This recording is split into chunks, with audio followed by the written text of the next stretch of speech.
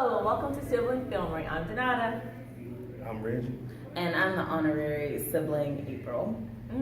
April is my best friend. She is our guest tonight as we are at the movies watching Baby Driver, Driver, Baby, Baby, Baby, Baby. Baby, baby, baby, baby, baby. Who's in this movie? Alright, so you got Lily James from Downton Abbey.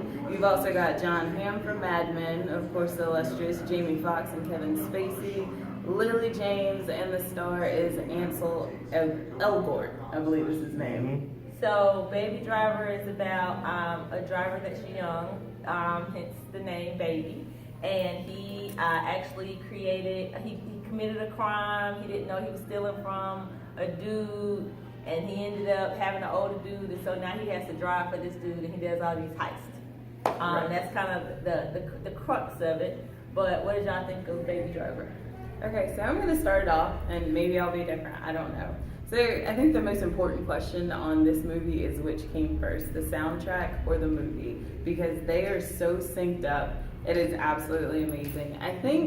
I personally enjoyed this movie because I like movies, but I also love music. And I kind of got a real Guardians of the Galaxy feel from this film, with the fact that music is just important to this film. And like some people are like, yeah, it's a good soundtrack. No, literally, the soundtrack, you can probably turn the sound and speaking off of this movie, and the soundtrack will actually go along with what's going on with the movie. And I thought that was very artistic and creative by the director and writer.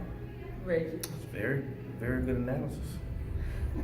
It reminds me of the other movie with Ryan Gosling. Yeah. Driver. It's Drive. literally just drive. Drive. Yeah. Drive. God, it kind of reminded me so much of that because the music in that was so good to me. But it wasn't as integrated as it was in Baby Driver. Yeah. But it was like the soundtrack, like the background. But in Baby Driver, it was like actually integrated, just like April said. I thought it was really good. I really did like it. I tell you what, this dude, Baby, could get on Fast and Furious, and he'd be the best dude on Fast and Furious. This dude could drive so gangsterly, it was ridiculous. I'm gonna tell you, he made Dom look like me driving, basically. To be honest with you, I really appreciate the drive. I mean, this dude really, he's top notch. So I like the movie. I would say, welcome to summer. Finally, we have a summer blockbuster. Thank you. Like, we That's finally good. have a summer Thank you. blockbuster. I mean, summer. It's been tough. It's been tough. I'm not even gonna lie. I mean, other than Guardians of the Galaxy 2, I think Wonder Woman. Don't leave we Wonder Woman out. had nothing. And so, I was looking at the fall lineup. It looked like fall was about to bring us something, and we still got Planet of the Apes left, and Hail Caesar. Spider-Man Atomic Blonde. Yeah, Spider-Man Homecoming. Spider-Man Homecoming. So I don't know what we've been brought so far. But this is good. This was good. You know what I really thought though? When I was watching this movie, I was like, this, and I know you guys are gonna hate me for this, but this is what Fast and Furious could be if it didn't get so bloated and full of itself. If it didn't say, you know what, we can still make $1 million and show off just some really cool cars and not have to blow stuff up. Like if this took me back to the first time Fast and Furious when they were driving tricked out Hondas. Like because they kept it's not about the car in Baby Driver, which is kind of interesting. It's true. It really isn't. I mean, he's driving everything, and he's driving the hell out of everything. And it's real cool to me. But what makes Fast and Furious, I like to see how they can stretch what they can do in a car. So dropping a car out of a plane, I still... Those aren't actually... See, that's movie magic. I truly believe Baby could do all the things in this movie in real life. That's true. You ain't beating the iceberg in Fast and Furious. But I mean, that's the fantasy of the thing. Right. Hey, you're right. And we deserve that as moviegoers. So but like no you hating said, on Fast and Furious. exactly. It's actually a different type of movie. Even though I know you think it's cars, it's actually a different type of movie. So there's a scene in this movie where he's running, trying to get away from somebody, and all I'm thinking in my mind is if this fool get to a car, ain't nobody messing with him. Like if he get to a car, just let him get to a car. I don't care what it is, a Pinto, he gonna do his thing. So that's how it, like you said, it perfectly said, like it's not about the cars, it's about him. Like it don't matter what he's driving, he's that dude. You know what I'm saying? So I mean, all them people, the guys in Fast and Furious, you gotta have that nos and these tricked out whatever. That's true. This thing, he got behind anything and can do his thing. So I mean, they just made it about the driver more so than about the cars. But I love Fast and Furious, by the way. You know, but y'all know how I'm we feel about critical it. of Fast and Furious. Some of them. We got 8 of them, not all of them. I'm like critical. I actually really like Tokyo Drift. I don't even care. I don't even care. I think the one interesting thing about this movie, Drive, Baby Driver.